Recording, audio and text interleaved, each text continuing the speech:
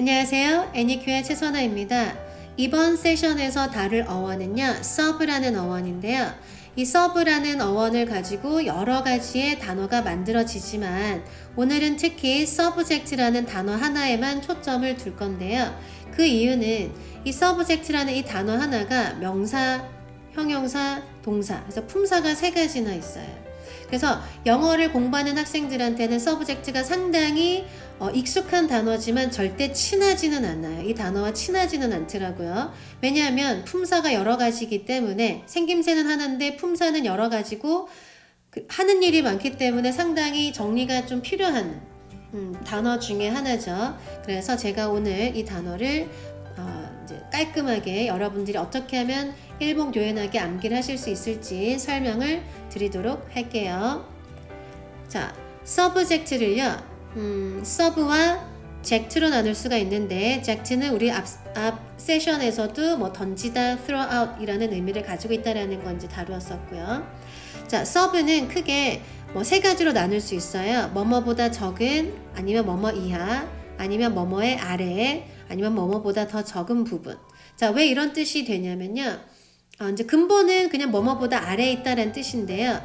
예시 단어를 통해서 한번 보면은 sub-zero니까 zero 아래에 있으니까 영하가 되는 거죠. 그래서 sub-zero temperature, 그래서 영하라는 뜻이고요.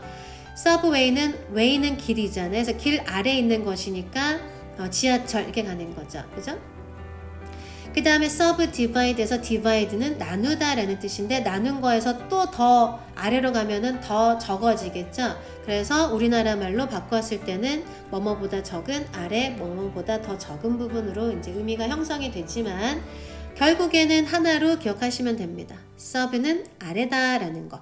예를 들면은 제가 여러분들한테 substandard 뜻이 뭘까요? 라고 했으면 여러분 어때요? 이 단어를 아시는 분들은 금방 대답을 하실 수 있지만 만약에 몰랐어도 스탠다드는 표준이죠. 그러면 서브는 아래니까 표준, 아래니까 수준 이하라는 뜻으로 이제 우리가 이해를 하실 수가 있는 거죠. 이렇게 뭔가 아래라는 의미를 가지고 있어요.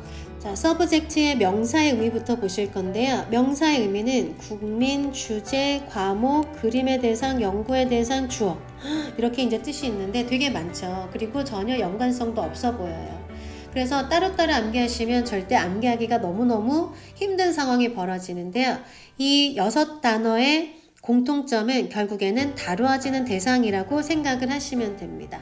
자, 우리 어원을 기준으로요. sub가 뭐뭐의 아래라는 뜻이고요. ject가 던지다라는 뜻이었잖아요. 그래서 뭔가를 아래로 던지다라는 거니까 내 아래에 둔다라는 뜻이죠. 그래서 내 아래에 둔다라는 거니까 그 말은 내가 다룰 수 있다라고도 이해를 할 수가 있잖아요.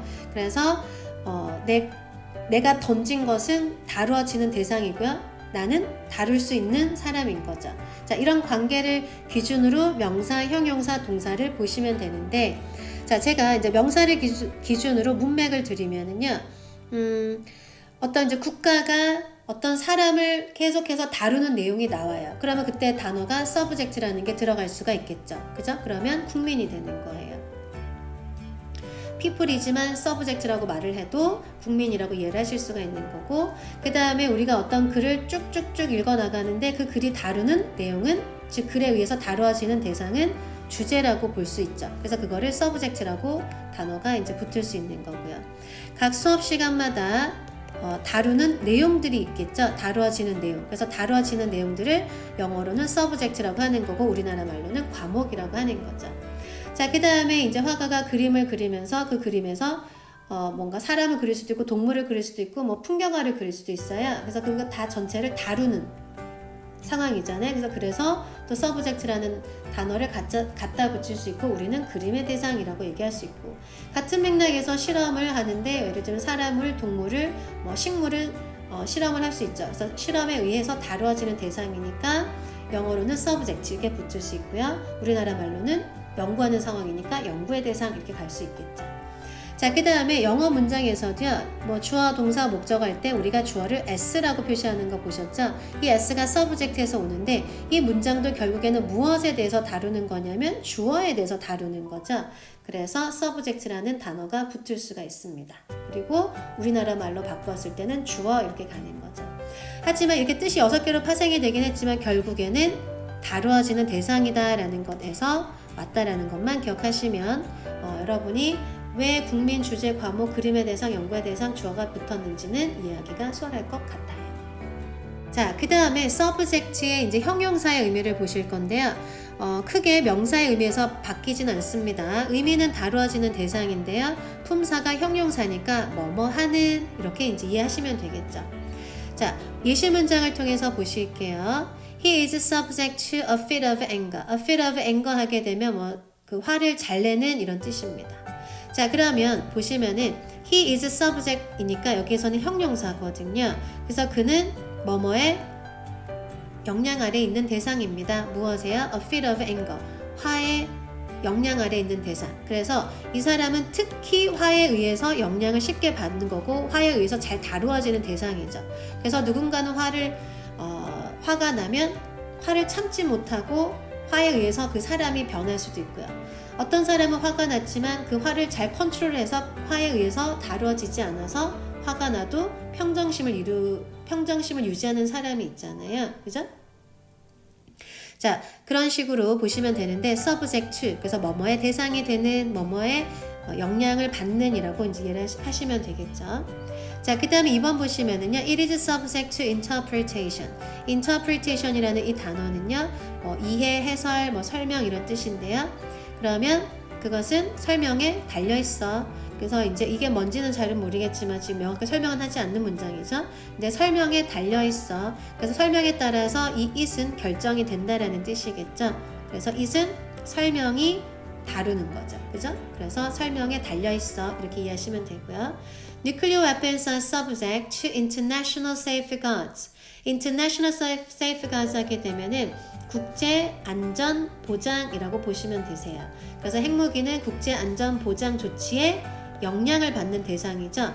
자, 그 다음 subject의 동사의 의미가 있는데요. 마찬가지 계속해서 명사든 형용사든 다루어지는 대상이라는 것으로 똑같았죠. 동사도 마찬가지예요. 그래서 뭔가를 다루다 라고 이해를 하시면 됩니다.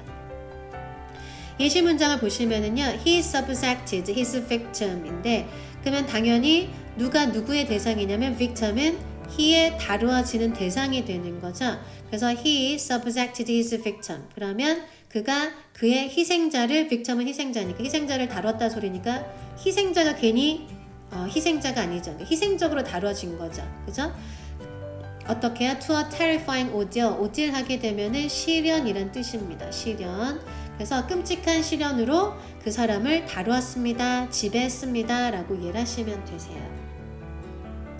자, 지금 보시면은요, 여기에서 he subjected his victim이니까 여기에서 victim은 subject의 목적어다라는 걸 알 수 있죠. 그러면 이 subject는 당연히 목적어를 가지고 있기 때문에 수동태가 가능한 동사죠. 자동사는 목적어가 없기 때문에 수동태가 되지 않지만 이렇게 목적어를 가지는 동사는 수동태로 만들어질 수 있잖아요. 그래서 우리가 이제 학습을 하다 보면은 be subjected to 뭐뭐의 대상이 되다 라고 또 이제 많이 암기를 하시더라고요. 근데 굳이 그렇게 be subjected to는 뭐뭐의 대상이 되다 라고 암기하실 필요가 없이 수동태가 가능한 타동사니 당연히 이렇게 되는 거죠. 그러면 여러분은 하나만 기억하시면 되죠. 뭐뭐의 대상이 되다. 그죠? 그러면 all the products are subjected to testing. 그래서 모든 상품은 테스트의 대상이 되어집니다. 그러니까 여기서 수동태니까 뭐가 뭐를 컨트롤하냐면 테스트가 모든 프로덕트를 다룬다라고 보시면 되죠. 그래서 테스트에 따라서 그 프로덕트가 어떤 퀄리티나 어떤 여러 가지가 결정이 되겠죠. 지금 명사, 형용사, 동사의 의미를 받지만 결국에는 다 다루어지는 대상이라고 생각을 하시면 되고요.